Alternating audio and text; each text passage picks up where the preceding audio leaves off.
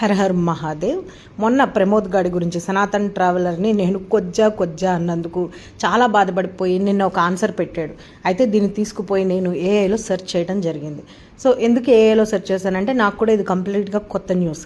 So నేనేమన్నా తప్పు పడ్డానేమో, in case if so నేను తెలుసుకుంటా కదా కొత్త విషయం అని చెప్పి నేను వెతకడం జరిగింది. సో వెతికితే ఇది మహారాజా రణబీర్ సింగ్ ఏదైతే ఉందో స్టోరీ వీళ్ళు చెప్తున్నది, ఇది కంప్లీట్లీ స్పెక్యులేటెడ్, క్రియేటెడ్, ఫ్యాబ్రికేటెడ్. కావాలంటే ఆర్య సమాజ స్థాపకుల్ని, ఆర్య సమాజం మన దగ్గరలో ఉన్న ఆర్య సమాజ్ కూడా వెళ్ళి తెలుసుకోవచ్చు అని ఏఐ చెప్పింది. ఈ విషయం ఓన్లీ పొలిటికల్ ప్రాపగండా కోసం, పొలిటికల్ ఎజెండాతో క్రియేట్ చేసింది. ఇది ఎలా ఉందంటే రామాయణ విషవృక్షాన్ని పట్టుకుని రాముడు క్యారెక్టర్ ఇది అని నమ్మిన కత్తి మహేష్ గారి సిద్ధాంతం ఇది.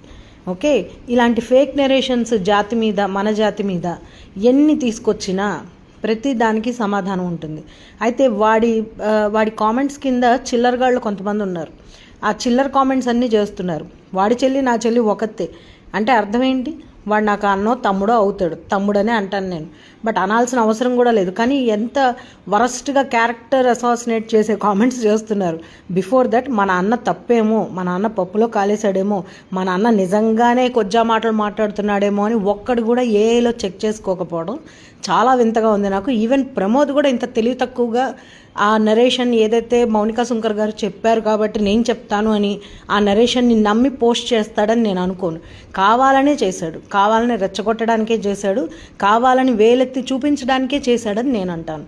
పొరపాటునైతే చేయలేస్తాను. ఖచ్చితంగా కావాలనే యాంటీ నేషనల్ ఐడియాలజీని తన పేజ్లో ప్రమోట్ చేస్తున్నాడు.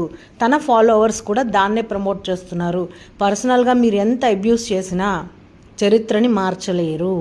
మహా అంటే నన్ను లంజాను ఏదో అన్నా కూడా ఐ డోంట్ కేర్, అస్సలు కేర్ చేయను. ఎందుకంటే మీరు ఎక్కడ పెరిగారు, ఏ వాతావరణంలో పెరిగితే ఆ మాటలు వస్తున్నాయి అనేది ఐ కెన్ ఇమాజిన్. మీరందరూ అలాంటి పరిస్థితి నుంచి బయటికి రావాలని కోరుకుంటున్నా. ఇది ఒరిజినల్, ఇది ఓన్లీ పొలిటికల్ ఎజెండా మాత్రమే, నిజం కాదు.